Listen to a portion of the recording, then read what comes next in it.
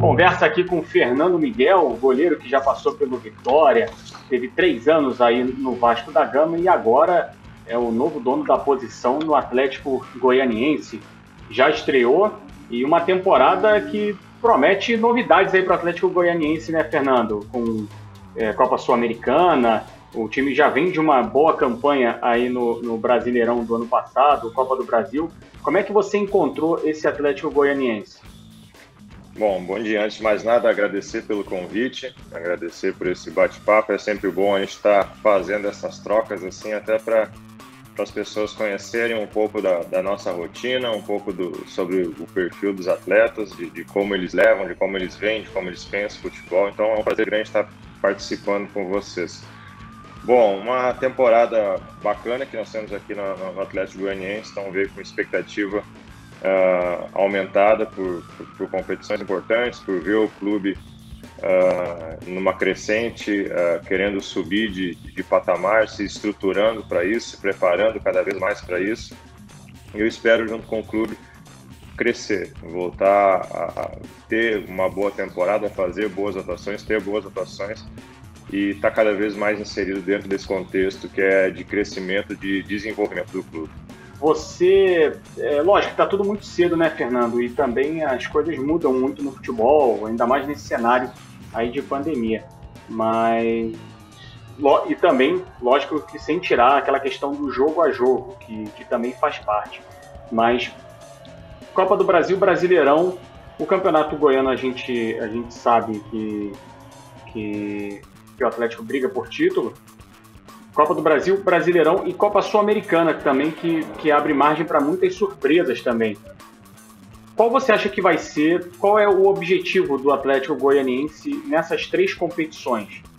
Chegando aqui no Atlético e vendo tudo que o clube ele tem desenvolvido, a forma que ele pensa a respeito de si próprio, aquilo que ele planeja para o futuro, talvez ele é pouco falado, ele é pouco propagado, ele é pouco observado e é feito poucas leituras a respeito do clube. Talvez por essa questão da pandemia, que as informações elas ficam muito mais restritas àquilo que se é disposto.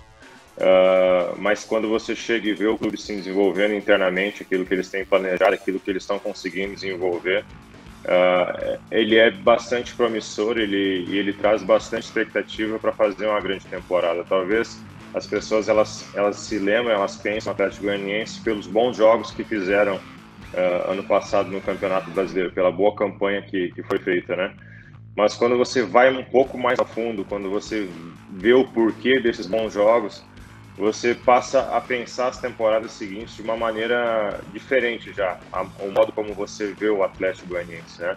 É um clube que tem se preparado muito, tem se estruturado muito. É claro que a questão financeira ele tem dificuldade de competir com os outros, mas dentro do contexto, dentro do cenário de estruturação, de espaço físico de trabalho, ele não fica devendo nada para ninguém. Ele tem se estruturado da melhor maneira possível, tem ofertado aquilo que tem de melhor para os seus atletas desenvolverem, e você passa a entender o porquê desse crescimento e o porquê dessa boa temporada do ano passado. Então, a expectativa o Campeonato Goiano é um campeonato regionalizado, mas ele é bastante cobrado internamente para que a gente tenha não só vitórias, mas que a gente tenha boas atuações, que a gente tenha desenvolvimento e que a gente tenha crescimento como equipe. É impressionante esse tipo de cobrança, porque não se fala muito a respeito disso.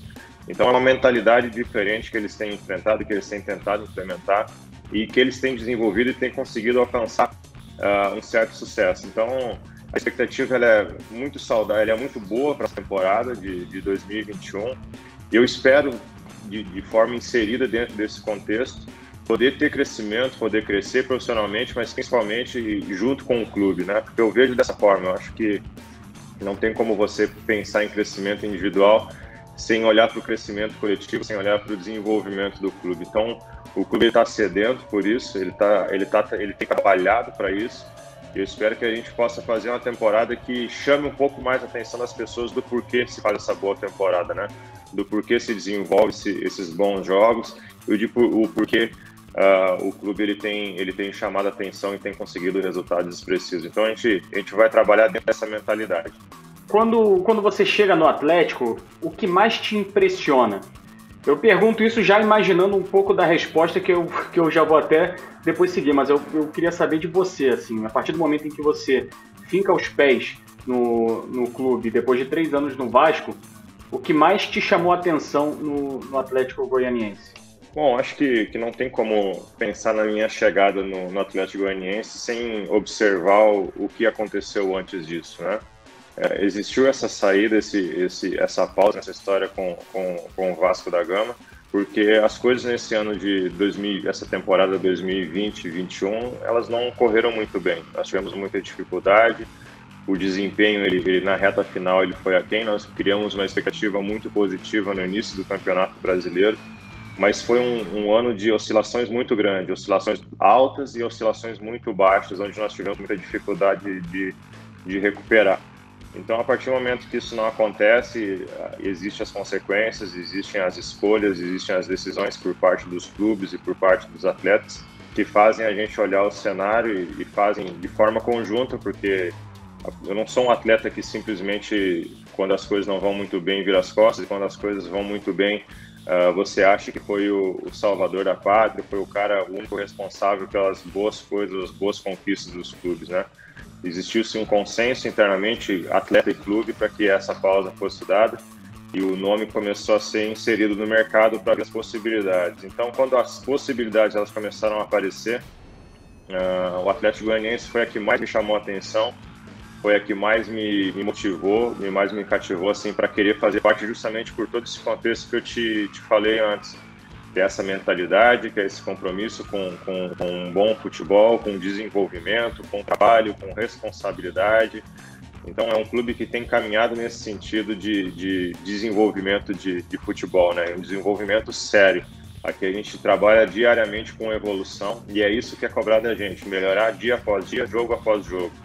Então, dentro das possibilidades, eu não tive dúvida de escolher pelo Atlético Goianiense. Talvez as pessoas elas ficam assim, pô, mas você estava num grande centro, e talvez você vai para um centro que é menos propagado, mas eu tenho consciência, eu tenho noção daquilo que está sendo feito aqui. O presidente Adson, ele é muito seguro, ele é um cara muito comprometido, ele está dentro do processo, ele não só faz a gestão do clube, mas ele é observador em todos os pontos, ele cobra crescimento de todos os setores do clube. Então foi a possibilidade que mais me cativou. Eu não me movimentei por questões financeiras, por questões contratuais, por questões talvez de divulgação de trabalho, mas sim pelo trabalho em si. O Atlético Goianiense é um clube que oferece isso e eu fiquei muito contente com o convite e de poder, nesse momento, depois que se chegou esse consenso pela saída, de fazer parte desse processo, desse projeto junto com o Atlético Goianiense. Espero ser feliz, espero ter crescimento profissional, coletivo, individual, e o principal que são os resultados, né? Um atleta, ele também, assim como os treinadores, os atletas, eles precisam dos bons resultados, né? Então, eu espero que a gente consiga alcançar nessa temporada de 2021 esse crescimento em todos os sentidos. Você tem contrato ainda com o Vasco até 2022, tem emprestado até o final dessa temporada, né? Sim. O seu objetivo hoje é fazer uma temporada no Atlético Goianiense e seguir no clube para a próxima temporada? Você já pensa nisso ou ainda um passo de cada vez? Como é que está a sua cabeça em relação a isso? É muito cedo para falar sobre pensar em 2022. A gente está praticamente na fase embrionária da temporada 2021, né? É uma temporada que ela mal terminou e ela já iniciou colada junto com a outra por todo esse contexto de pandemia. Então é preciso ter calma em relação a isso. Mas a minha realidade hoje, dentro daquilo que é fato, é que eu tenho contrato com o Vasco até dezembro de 2022 e eu estou emprestado com o Atlético Goianiense até dezembro de 2021. Então, depois que chegar ao final da temporada, que as coisas elas começam a se decidir. Então, eu não penso muito no 2022 e não devo pensar nisso, né? A gente tem que pensar nesse processo de chegada, que tem apenas aí um pouco mais de 15 dias que eu cheguei aqui no Atlético Goianiense. Então, tem um caminho longo a ser percorrido, tem um grande trabalho a ser desenvolvido e o foco ele precisa ser em cima disso, desse comprometimento, desse foco em cima desse processo que o clube vive e está inserido e cada vez mais inserido o mais rápido possível dentro dele. Ano passado, o Marcelo Cabo, aliás, que foi para o Vasco, né, fez o caminho inverso ao seu, Eu conversei com ele durante um bom momento dele pelo Atlético no ano passado. E ele foi muito enfático ao falar sobre a estrutura do Atlético Goianiense. Disse até que estava, na opinião dele, entre as melhores do Brasil e muito melhores em relação a outros clubes, em relação a, especificamente, pelo que eu lembro de falar, de alguns clubes considerados grandes, clubes do Rio de Janeiro. Você classificaria a estrutura do Atlético Goianiense como uma das melhores do Brasil mesmo? Porque o jogador de futebol, né, às vezes quem está aqui acompanhando esse nosso bate-papo, não sabe, mas jogador de futebol, quando viaja, você treina, porventura. Você treina, por exemplo, às vezes vai jogar em São Paulo, treina no CT do Palmeiras ou no do Corinthians, no Sul, Grêmio Internacional. O CT do Atlético, em que nível ele está? Deixa eu falar para você, isso é muito subjetivo, né? Cada clube ele precisa e deve ofertar aquilo que é o melhor que ele tem que ofertar dentro da sua realidade. Quando eu te falo que é preciso fazer uma análise um pouco mais profunda de tudo isso, desse crescimento, dessa questão do Atlético Goianiense, talvez é o clube que, não sei se tem alguma dívida, se tem algum processo corrente contra ele, mas talvez é o que menos tem no futebol brasileiro. E é um clube que tem se voltado muito nessa questão de desenvolvimento. Então, o desenvolvimento também passa não só pelas ideias, mas ele passa pelo desenvolvimento dos espaços físicos. O espaço físico é algo assim espetacular para o nosso dia a dia, de fato, para trabalhar. O clube, dentro da realidade dele, ele faz o melhor possível e da melhor forma possível para que o atleta desenvolva. Os campos são excelentes, a estrutura de fisiologia é espetacular, os fisioterapeutas são de alta capacidade. Então, o clube ele tem caminhado, ele tem se desenvolvido temporada após temporada, e o foco dele é justamente em cima disso, desenvolvimento, e passa também pela estruturação. Eles buscam sempre o melhor para o atleta, deixar o espaço do dia a dia da melhor forma. Ele conta com um hotel onde a gente concentra, onde a gente pode descansar após os treinamentos, e as concentrações de pré-jogos são feitas tudo num espaço que é próprio do clube. Então a gente tem uma área muito reservada, muito nossa, para que a gente possa estar fazendo essa integração, que possa estar cuidando do corpo e da mente ali mesmo no espaço que é do próprio clube. Então, o clube ele tem uma estrutura exemplar. Ele é um exemplo, talvez, hoje, nas equipes que estão se desenvolvendo, de modelo a ser seguido. E, como eu te falei, tem um porquê também de eu ter vindo para cá. Foi justamente por isso, nessas vezes que a gente veio trabalhar aqui, eu tive contato com o presidente Adson, e quando a gente conversou, uma das minhas prioridades era entender esse processo, entender qual era a ideia deles em relação ao futebol, e ele sempre pensando para frente, sempre pensando em desenvolvimento, em melhora, em crescimento. E eu posso dizer que o Atlético Goianiense ele oferta uma grande estrutura para os seus atletas hoje. Puxando um pouco aqui a linha da conversa pro Vasco, eu vou começar te perguntando qual foi o seu momento inesquecível, positivamente, com o Vasco, porque o pessoal fica com essa lembrança mais recente, né? Porque a temporada acabou de terminar também, mas você teve bons momentos pelo Vasco, você teve boas defesas pelo Vasco e você, enfim, colecionou também boas memórias pelo Vasco. Qual foi a maior delas? Olha, dá para se dizer que foram variadas. A história com o Vasco, os atletas que têm uma certa longevidade dentro do clube, elas são carregadas e elas são cheias de momentos marcantes, alguns vistos por vocês dentro dos gramados e muitos deles não vistos, que as pessoas normalmente nem ficam sabendo que é do dia a dia, que é contexto. O clube ele demanda esse envolvimento das pessoas para que se envolvam, para que as coisas elas possam acontecer, né? Então, dentro desses 3 anos, talvez, como você falou, a última impressão às vezes é aquela que fica, mas tem muitos momentos marcantes e importantes dentro desses 3 anos, desses cento e poucos jogos aí que eu fiz com a equipe. Então, talvez o primeiro deles é aquele momento de 2018, em que eu entro na equipe, um jogo decisivo e importantíssimo contra o São Paulo em São Januário, em que a gente tivesse tomado o gol ali, uma cabeçada do Rodrigo Caio, que eu fiz uma defesa, talvez já teria em 2018 ali consolidado, ou teria acontecido um rebaixamento, e o pior com o Vasco, né? Então esse é o grande primeiro momento. Talvez depois, no ano seguinte, ser campeão da Taça Guanabara dentro do Maracanã, junto com o Vasco, em cima do Fluminense também. Foi um outro ano marcante e vai se desenvolvendo, passa o tempo. A gente daí tem a lesão na final do Campeonato Carioca e a equipe começa a patinar, começa a ter dificuldades, e quando eu volto na 8ª ou 9ª rodada, a gente não tinha vencido o Campeonato Brasileiro, a gente começa um processo de ascensão, de subida, em que a gente ali talvez tivesse um pouquinho mais de corpo, assim, a gente talvez teria chegado a uma pré-Libertadores naquele ano de 2019. Então, os momentos eles foram bons, eles foram marcantes. Infelizmente, esse ano de 2021 ele terminou de uma maneira bastante triste.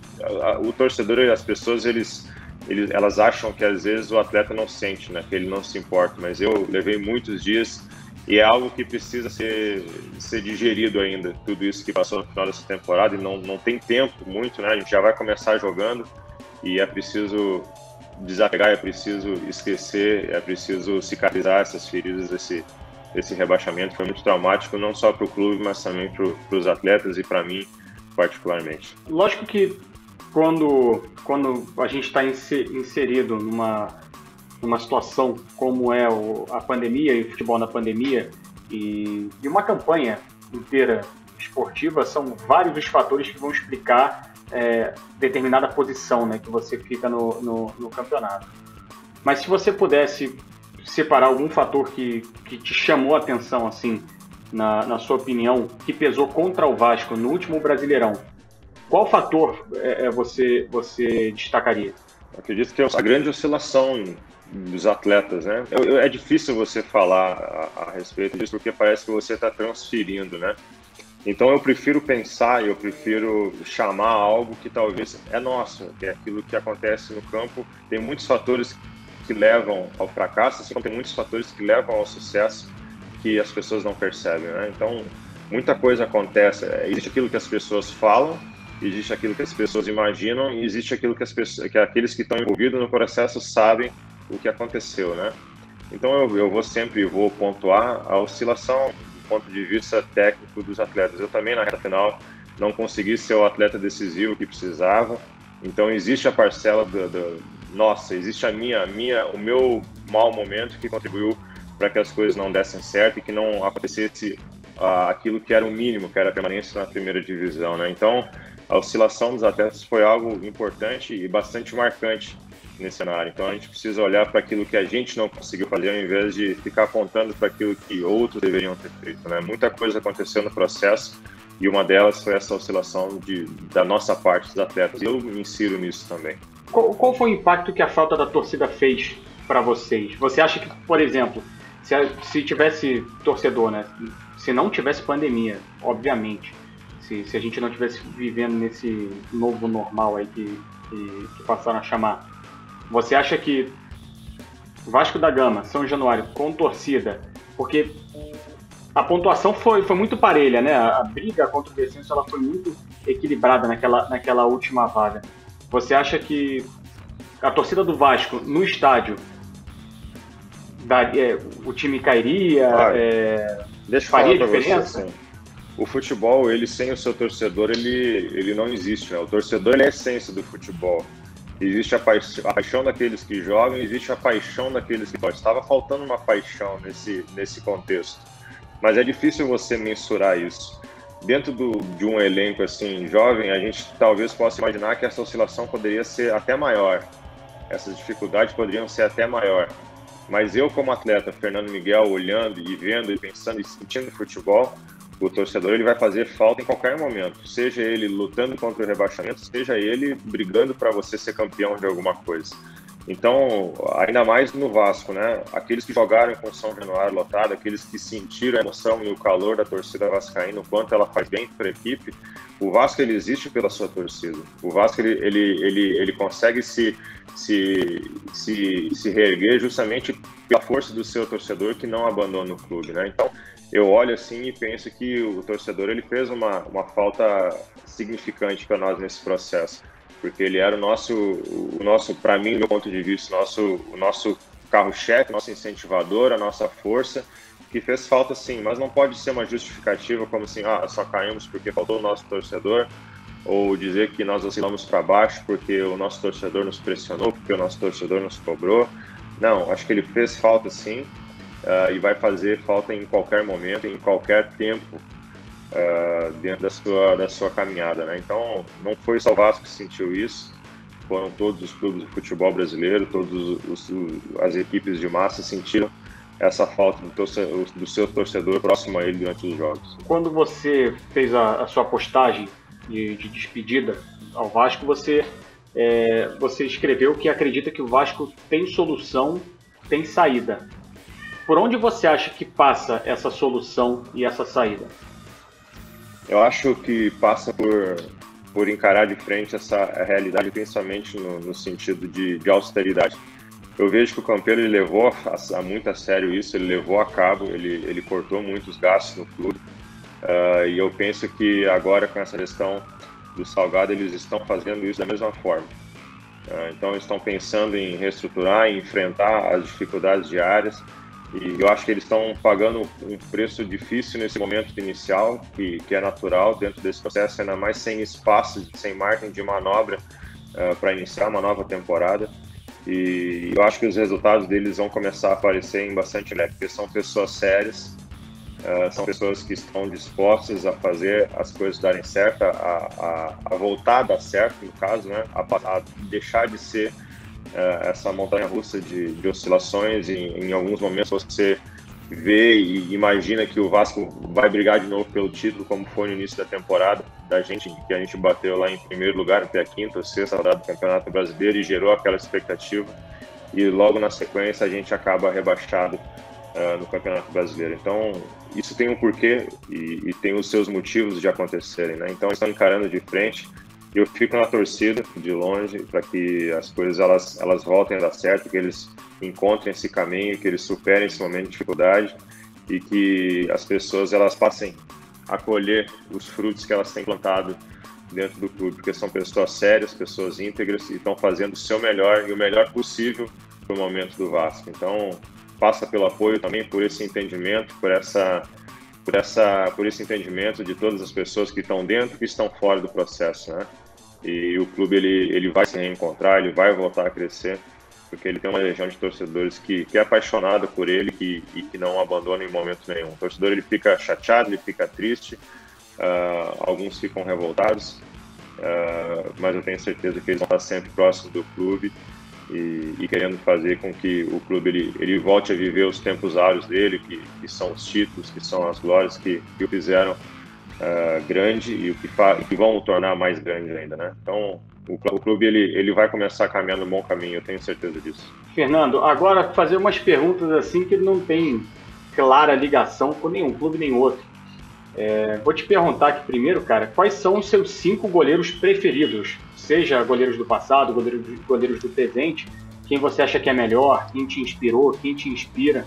Eu sou um atleta assim que observou muito, que observa muito os goleiros, o desenvolvimento, né? E olhando para o nosso cenário brasileiro aqui, não tem como não falar do Taffarel pelos momentos marcantes dele na seleção brasileira, né? Eu como goleiro observando a parte técnica dele é algo que é muito marcante. Depois indo para o Rogério Ceni, que dá mais um salto nesse desenvolvimento, da forma que se vê um goleiro, ele deixa de ser simplesmente um defensor, ele passa a ser um atleta inserido nas ideias de jogo, passando pela frieza do Dida, pela grandeza do Marcos e deixa eu ver, pensar mais alguém dessa nova geração. Dá para se falar também desse grande salto que deu o Alisson, né, que colocou o goleiro brasileiro no Hall da Fama lá fora, ou seja, ele se tornou o melhor goleiro do mundo. Eu acho que o Alisson ele acabou sendo considerado o primeiro goleiro do mundo, não sei se o Júlio César foi também, e o Dida, mas é um goleiro dessa geração que tem chamado muita atenção. Então, para mim, talvez esses são os que mais, dentro do meu entendimento, dentro da minha vivência assim, de atleta, assim, são os goleiros que eu olho para eles e digo assim, pô, esses caras assim, são da prateleira de cima, né? Não, e a maneira que você começa com o Taffarel, que dizem que foi o brasileiro que abriu as portas, né, para outros goleiros brasileiros sob o ponto de vista internacional, e aí você finaliza com o Alisson, que hoje, você disse aí, né, melhor goleiro do mundo. Eu também acho que apesar de... Ele se lesionou essa temporada, foi um pouco estranho para ele, mas Ele tem pegado muito num ritmo aí bem constante. Mas eu acho que é compreensível também essa questão pela oscilação que vive o próprio Liverpool, né? Mas acho que a grandeza dele, ela se torna diferente. Claro que muitas vezes o que a chancela para você garantir, dizer assim, esse continua sendo o melhor do mundo, é você continuar ganhando, sendo campeão da Champions, campeão da Premier League, campeão de tudo que disputa. Mas, para mim, vendo assim, goleiro não muda nada aquilo que eu penso a respeito dele, não. Melhor jogador, seu companheiro de time em todos os clubes que você já atuou, qual foi o jogador que você falava, cara, esse cara joga muito? Qual é o melhor que você viu ali jogar? Eu vou ficar agora. Eu tive muitos atletas assim que são grandes referências, assim, que eu olhava para eles assim, de caraca, esse cara me entrega muito e eu aprendo muito com ele. E vou falar a respeito de um cara que conviveu comigo nesses últimos 3 anos, que é o Leandro Castan. É um cara que, quando você olha para o histórico de vida dele, aquilo que ele enfrentou e aquilo que ele superou e da forma como ele vivia o dia a dia do clube, eu olhava para ele assim e aprendia muita coisa com ele. É um outro atleta que viveu momentos bons e momentos difíceis, está sendo muito sobrecarregado por tudo que aconteceu nessa temporada passada, mas é um cara que eu olho para ele assim, eu digo assim, caraca, esse cara assim, tem muito a ensinar. Ele é um grande espelho para os mais jovens, ele é um cara que estimula até mesmo eu com 36 anos. Eu olhava o dia a dia do Castan e aprendia com ele. Então, é um atleta muito marcante para mim, por toda a história dele, pelo grande profissional que é, pela superação que ele teve e por tudo que ele conquistou. A forma como ele vive, a forma como ele quer vencer, a forma como ele quer ganhar, é algo que marca, é algo que motiva, é algo que estimula outros atletas. E ele é uma das grandes boas referências, não só do Vasco hoje, mas eu tenho certeza do futebol brasileiro. Qual foi também puxando para o outro lado, né? Qual foi o melhor jogador que você já jogou contra? Aquele cara que você olhava no outro time e falava, pô, esse cara aqui ele é bom de bola demais, perigoso, enfim. Eu vou falar um cara, aí foi uma oportunidade que eu tive de estar ali dentro do mesmo espaço que ele.